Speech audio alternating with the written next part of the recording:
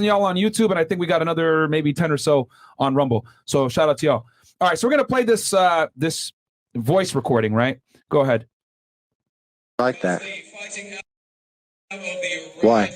I am one of the most dangerous men on this planet. Sometimes you forget exactly how lucky you were to get fucked by me. Would you rather me pin you down and make you do things you didn't like, or would you rather fuck? You didn't like that I was thinking I can do whatever I want to. That's what it is. I'm the smartest person on this fucking planet. Are you seriously so offended I strangled you a little bit? You didn't fucking pass out. Chill the fuck out. Jesus Christ. I thought you were cool. What's wrong with you? Okay. Am I a bad person? Now, I also want to go ahead and play the stupid post from Impact on Instagram. All right. So this plays as well. They play this thing. So Impact also doubles on, right, and goes, swipe to hear voice memo that a survivor received from Andrew Tate. A survivor? Yeah, come on, bro. Yeah, they refer to it as a reviver. So go ahead, Chris, unmute it and go back to the beginning of the thing. Oh, Jesus Christ. Go back. Oh no, all the way back, Chris, all the way. Because I want to show them everything. So Impact posts, they go, Andrew Tate sent these texts and voice memos to a woman who accused him of graphic descriptions of grape violence abuse, right? So they're like, yeah, right. And then they go, Andrew Tate is currently detained in Romania on suspicion of human trafficking. However, before becoming famous, he was arrested twice on suspicion of grape and assault in the UK in 2015. The Crown Prosecution Service, CPS, decided not to charge him with any crimes because there was no realistic prospect of a conviction. I wonder why. Exactly. So it goes here. A third woman has now come forward to accuse Tate of grape. The survivor, referred to as Amelia, air quotes, to protect her identity, had been dating Tate for just 2 or 3 weeks before the grape took place in 2013. Vice has obtained and released WhatsApp messages and voice memos that Tate sent her. And then they go, the next 2 slides contain sexually aggressive language, blah, blah, blah. So here's the text messages, right? And as you guys can see, they only show his messages. They don't show the girl's messages. I wonder why. Those aren't even real messages either, right? That's a graphic created. That's a graphic. Yeah, I was gonna say that's you can not create actual messages. These are recreated. You can look, man. You can create fake messages like this. Mm-hmm. You absolutely can. There are apps, there are websites. It's ridiculous. Mm-hmm. So my thing is this. Let's say that these are real messages. Okay. Let's say that this is actually from WhatsApp, right? Then go ahead and you guys can see here. It goes, and I love graping you and watching you let me. While still, interesting how it says, and watching you let me while still debating if it's a good idea or not. This is ridiculous. You were my whore when I had my hands on you. Monsters are monsters. When you're under my control, I do whatever I please. And then let's move to the next one. Bro, you can't make this shit up. This is ridiculous. Yeah, you can actually. I'm kidding. The voice memo from before, right? And then that we just listened to. And then Amelia shared her story after 2 other women came forward with their own accusations against Tate. I felt stronger, she said. I felt like, okay, I'm not alone now. I've got 2 other girls. You can read Amelia's full story here. Oh, of course she did an interview. Oh, my God. Right? And then this interview contains explicit descriptions of sexual violence, right? And then let's go. And then it goes, intimate partners violence account for 15% of all violent crime in the United States. Then they put the hotlines and then move on to the next one. And then they give the sources. And is there anything else? Nope. Okay. So the thing, and I'll turn it to the panel after this. The thing that stuck out to me was they don't show her messages. Yeah. They only show his messages. Right. And me using a little bit of common sense here, if this guy is actually doing this to you, right? You have his number. Mm-hmm. Clearly, you guys are going back and forth, which is why he's sending those messages. I need fucking context. You can't release only what he says and not release what she says. Here's the other thing, too, that I want to make very, I'm just going to say it. Women like to be dominated in the bedroom. That's right. Okay, guys? That's right. Ta-da! I know a lot of these fucking weird Breaking liberals, etc., these pussies, like they think women are sugar and spice and everything nice, and they don't like to get their hair pulled and choked and dominated in the bedroom. They fucking do. 50 Shades of Grey was a popular book for a reason. A lot of women, guys, I'm gonna fucking say it, fantasize about getting raped by a guy that they're attracted to. Girls have fantasies about this shit. Yep. There's a guy that John knows, which you can go into detail about this, John, that literally gets paid to break into a girl's house and recreate the fantasy of kidnapping them. He makes them sign a fucking waiver and all this shit, but there are women that like this. Mm-hmm. And the other thing I want to say too, you want to know how I know that there's women that like this?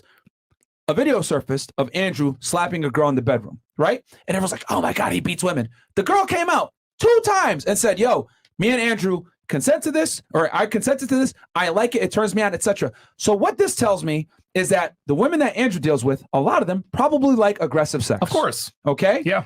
This girl probably likes aggressive sex. Yeah. He's not going to be sending you voice notes like that and text messages like that if you are not interested. It doesn't make sense. Yeah. And the fact that they're withholding her messages and not showing the full context tells me she likes the shit, but she wants to come forward now and say, well, I felt pressure to it. And this is the problem too. This is the hard talk that we got to have in America and the Western world.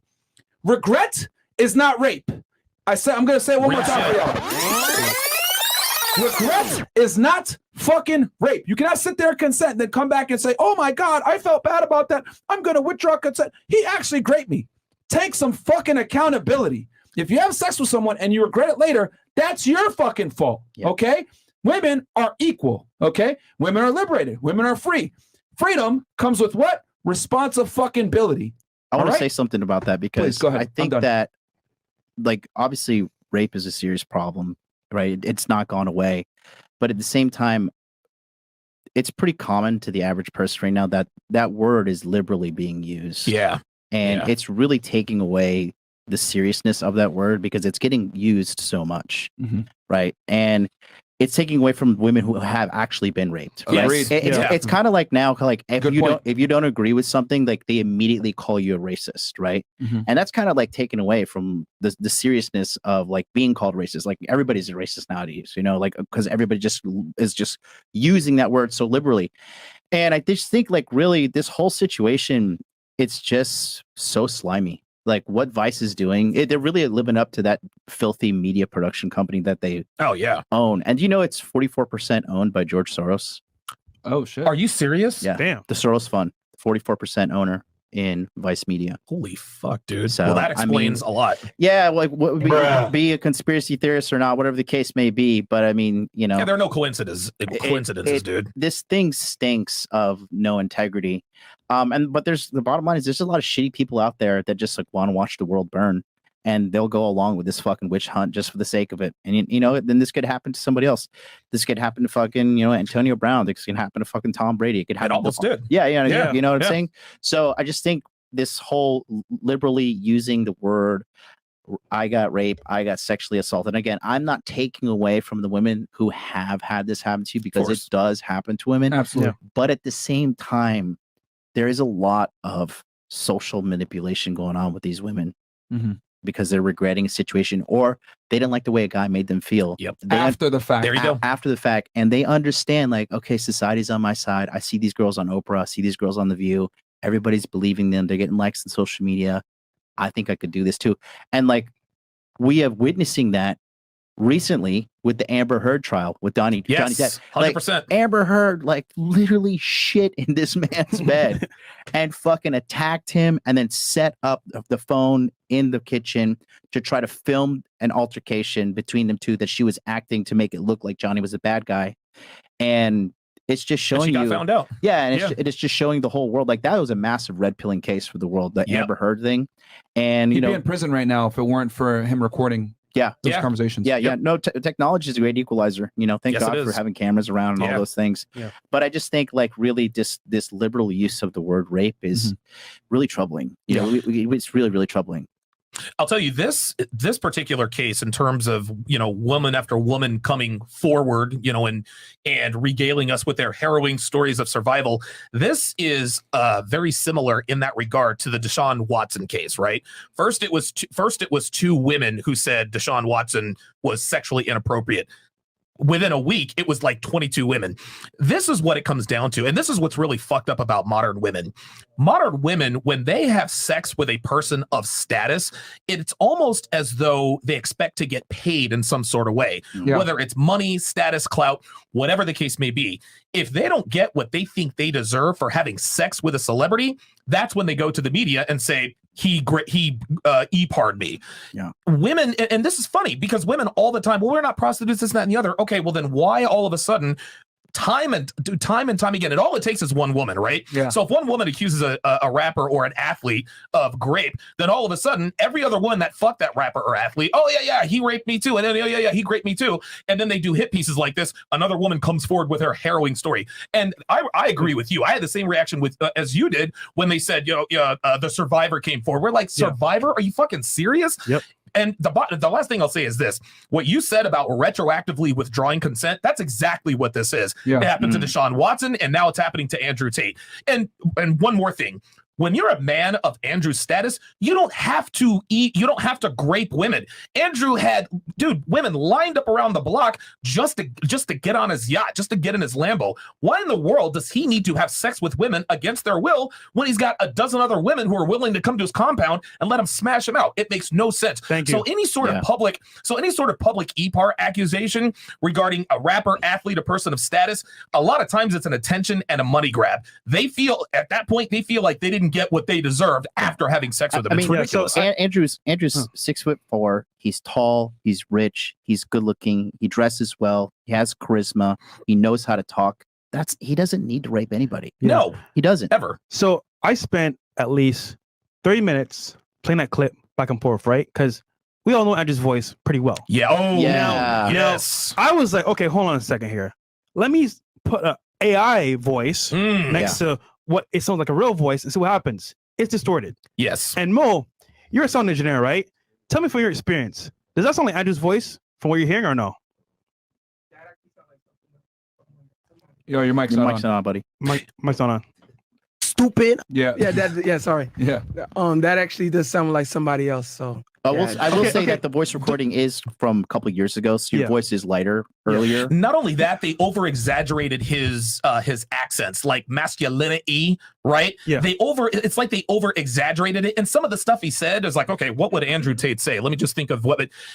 To me, I think it's AI. I think they're fake. Now I have a clip from Andrew talking, right? So I wanted to play that clip. It's in the chat, if you don't mind, Chris, and then play the audio again. Because to me personally, bro, it sounds like someone put AI and they thought what he was gonna say, and they just said it. And dude, even his accent, his fluctuations is weird, bro. It's like Photoshop, only on the sound it's side. Delayed, bro. I'm like, no, I don't know if it's true or not, but dude, this is really. It's a fresh and fit. An apple a day keeps the doctor away. Fresh and fit each day. I don't know what it does, but you need to be there. Sheesh. Behind the scenes, guys. Crystal clear, right? Now play the audio. I don't know, bro. To me, if he's like it's AI, I could be wrong, but I'm just saying from like my experience and what I've been hearing, and even more, sound engineer is telling you, bro. Because the more you didn't like it, the more I enjoyed it. I fucking loved how much you hated it. Who the fuck is that? Turn me on. Why am I like that? Why? I am one of the most dangerous men on this planet. Sometimes you forget exactly how lucky you were to get fucked by me. Would you rather me pin you down and make you do things you didn't like, or would you rather fuck? You didn't like. But I don't know who that is, bro. Dude, it's 2023, man. Technology makes that possible. Let me say this. Let's assume it's his voice. Okay. Let's assume those text messages are real. Let's assume everything that they're saying is real.